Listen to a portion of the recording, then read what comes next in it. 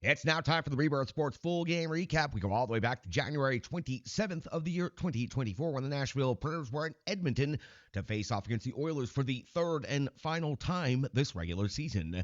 Head coach Andrew Burnett deployed his lines of defensive combinations in the following way. Forsberg, O'Reilly, and Nyquist has become the customary first line for quite some time now. Trennan, Sissons, and Gurionov, Novak, Glass, Evangelista, Smith, McCarron, and Sherwood as the jumble continues. Lines 2, 3, and 4. Yossi and Fabro, McDonough and Shen, Luzon and Carrier are defensive pairings, and Lankinen gets the start in net. Lankinen, of course, had the victory in Edmonton in the Nashville Predators' previous stop there. 3:16 into the first period. It's Skinner coming up with a save on Forsberg, plus his follow-up at the post. This is the first and second shot on goal of the game.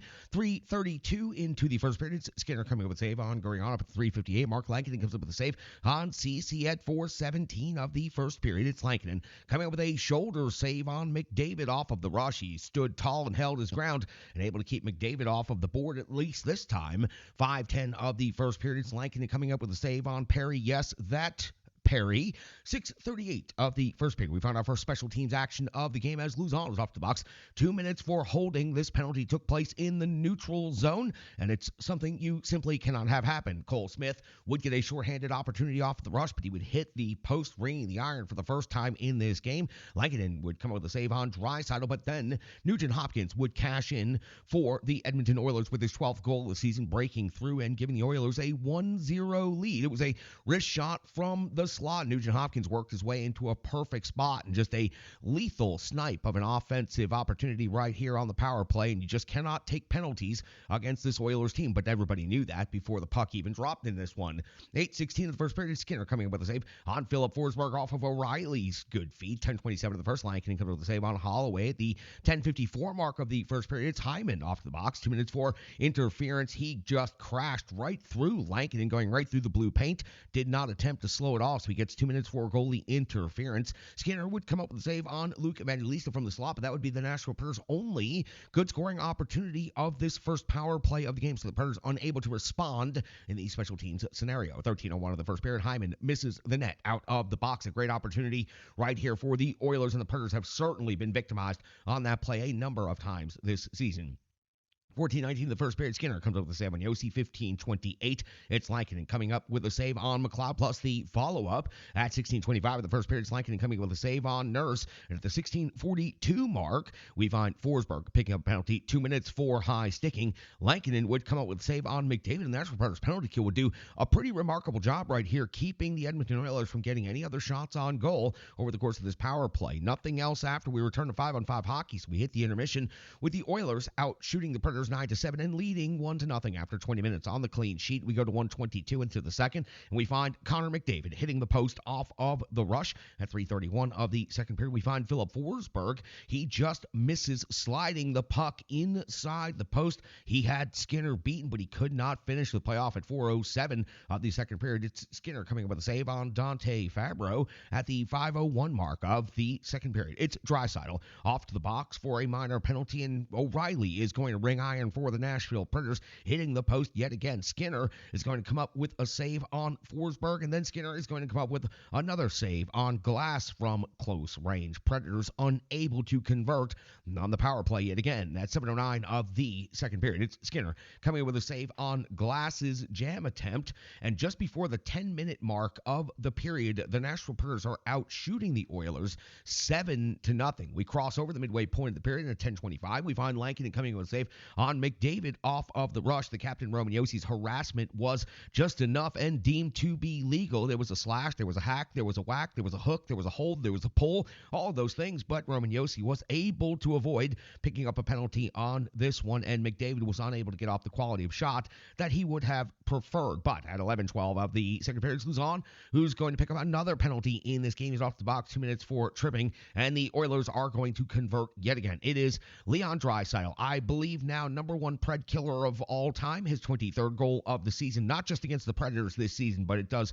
feel that way. His 23rd goal of the season gives the Oilers a 2-0 lead, and this was just a perfect give and go between some of the most high-skilled players in the NHL. McDavid sets the play up from the slot area, sends it over to the right circle for the one-time finish. So Draisaitl, McDavid go give and go on the power play for the excellence of execution, giving the Oilers a 2-0 lead. At 12:20 of the second period, it's Nurse coming up with a penalty for hooking 2 minutes off to the box. Skinner would come up with a save on Philip Forsberg on this power play. But again, that would be it for the Nashville Predators on this power play. They'd only be able to generate one total shot on net at the 15:20 mark of the second period. It's Lankinen coming up with a save on Corey Perry at 16:50 of the second period. It's Skinner coming up with a save on McDonough from the left circle. This play was just maddening as the Nashville Predators worked to get this scoring opportunity, and they finally get the shot from McDonough, and McDonough kind of fanned on it, didn't get a whole lot on it, so the Predators don't get the great scoring opportunity that they really earned at the end of that long shift. At 18:07 of the second period, we're already on the back of the sheet here.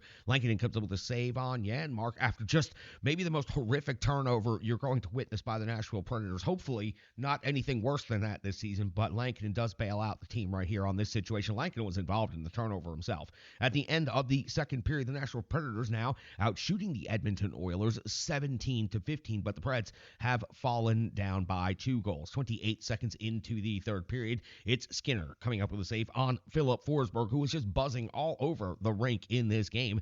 At the 3:16 mark of the third period, it's Lankinen coming up with a save on McLeod. At the 4:17 mark of the third period, it's Skinner coming up with a save on Philip Forsberg yet again. Here we are just a minute 13 seconds later at 5:30 of the third, and it's Skinner back to work again, coming up with another save, this time on Michael McCarron. 6:04, Skinner now stops glass. So the Nashville Predators are generating tons of zone time and good offensive opportunities and good close-range shots.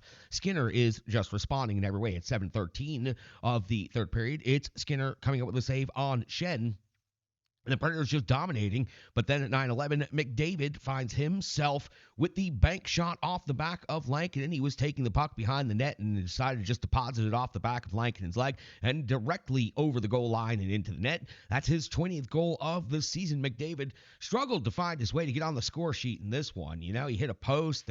Lankinen shut him down, so he just decided to bank one in right here. The Oilers have a 3-0 lead. The Predators really were buzzing up until this moment in the third period. 9:41 of the third period now. It is Glass hitting the post, ringing the iron yet again in this game. So the iron actually has been hit, I think, 3 times by this point by the Preds. 11:42 of the third, it's Skinner coming with a save on Philip Forsberg yet again. 13:25 of the third period, it's Colton Sissons breaking through for the Nashville Predators, getting his 13th goal of the season. This was all hard work and pinball action. The Nashville Predators, Cole Smith, Luke Evangelista, and Colton Sissons were able to maintain the puck possession, keep it in the zone, and keep taking the puck away from the Oilers in their own defensive zone. They just were causing complete mayhem, and that's maybe the best word to describe the entirety of this play, but just complete mayhem leads to the puck ultimately going off of Sissons in the low slot area and into the net. That's going to do it for the shutout for Skinner. Sissons' 13th goal of the season makes the game 3-1 now in favor of Edmonton. At 13:48 of the third period, Lankinen comes up with a save on Hyman. At 14:18, Skinner has to come up with a save on Cole Smith, and this would have made things so much more interesting. Cole Smith had a really good look at it right here with the extra attacker on. The Predators are going to give up the empty net goal at 16:41. Hyman does some good hard work, actually, to earn this empty netter. You don't typically have to say that, but he did a good job right here. Finishes off for his 30th goal of the season. An empty net goal gives the Oilers a 4-1 lead in this game. The Nashville Predators would have a couple of more opportunities, but would not register any more shots on goal with the extra attacker over the final couple of minutes of this game. And that is going to wrap things up. The Edmonton Oilers come away with their 16th consecutive victory of the season. They're now heading towards the NHL record fairly quickly. The Oilers win this game 4-1. The Nashville Predators do outshoot the Oilers 30-21. The Oilers did everything they've done across this 16-game win streak in this game, except they got out shot, and they didn't put up many shots on goal, but it was, again, the power play that absolutely killed the Nashville Predators. They were unable to score on the power play, and the Edmonton Oilers power play was dominant in this game, scoring 2 goals. At 5-on-5 hockey, this was a 1-1 game. Add 2 power play goals for the Oilers, add an empty net goal, 4-1 spread, and the Oilers continue just moving on, and like I said, heading potentially towards the NHL record for consecutive wins. For the Nashville Predators, 1-1 on the road trip. They've got an opportunity in their next game to close out the 3-game road trip with a victory and go 2 out of 3. But they go 1-2 against the Oilers on the season. They only pick up 2 out of a possible 6 points, and that could come back to hurt them in the playoff race later on in the season. That's going to do it for the Rebirth Sports full game recap, full analysis, box score, and so much more coming up next on the Renegades of Puck podcast.